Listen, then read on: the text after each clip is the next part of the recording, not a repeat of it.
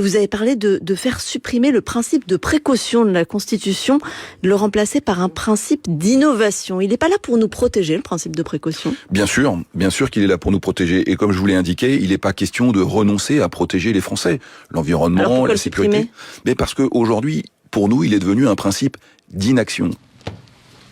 Mais pour qui ils se prennent en fait? Quelle hypocrisie! La vraie inaction aujourd'hui, c'est de ne pas protéger les agriculteurs et la population qui sont surexposés au cadmium, au PFAS, aux pesticides toxiques, aux additifs dangereux pour la santé et j'en passe. Ce qui serait innovant, c'est que les responsables politiques appliquent vraiment le principe de précaution pour réduire ces risques. Et on en est très loin. En fait, les lobbies de l'agro-industrie, dont Arnaud Rousseau est un porte-étendard, et de l'agrochimie, n'ont plus aucune limite là. Ils sont totalement en roue libre. Pour faire quoi? Pour démanteler toute mesure de protection de santé publique ou même de l'environnement. Et ils en font en plus des boucs émissaires de ces mesures pour justifier leur suppression. Et tout ça pourquoi? Pour tirer encore plus d'un profit d'un système agricole et alimentaire qui détruit pourtant les sols, l'eau, la santé et même dont les agriculteurs, les agricultrices sont les premières victimes. Ils tentent le tout pour le tout. La loi du plomb, et puis même du plomb 2, pourquoi s'arrêter? Au mépris des scientifiques et des citoyens. La loi de pseudo-urgence agricole, l'accaparement de l'eau, etc., etc., n'en jetez plus.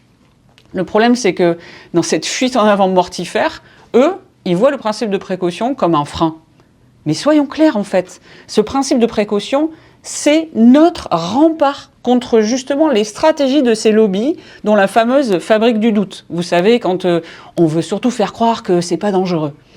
Et en fait, dans la Constitution et les traités européens eux-mêmes, le principe de précaution, il donne le pouvoir et donc le devoir aux autorités publiques de prendre des mesures de protection dès lors qu'il y a des études scientifiques qui mettent en lumière un risque crédible pour la santé ou l'environnement.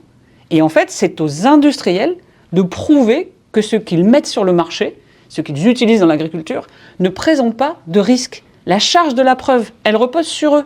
Et ça change tout.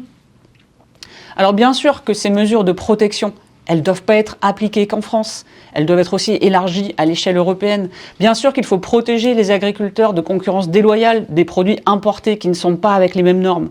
Mais en aucun cas, ces arguments ne peuvent justifier l'inaction politique face aux impératifs que sont la défense de la santé publique et des droits fondamentaux. Et en fait, vouloir supprimer le principe de précaution, c'est vraiment intolérable. Et en plus, c'est encore une stratégie de diversion pour ne pas parler des vraies urgences.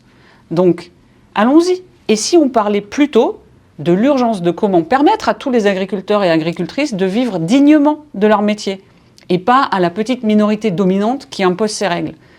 Et si on parlait de comment les accompagner vers une agriculture plus résiliente, solidaire, durable? Voilà, allons-y, parlons des vrais sujets. En tout cas, on ne lâchera rien.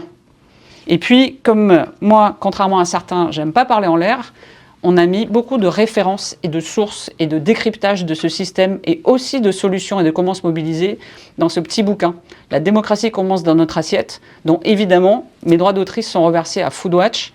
Contre-pouvoir citoyen 100% indépendant, ensemble, on peut faire changer les choses.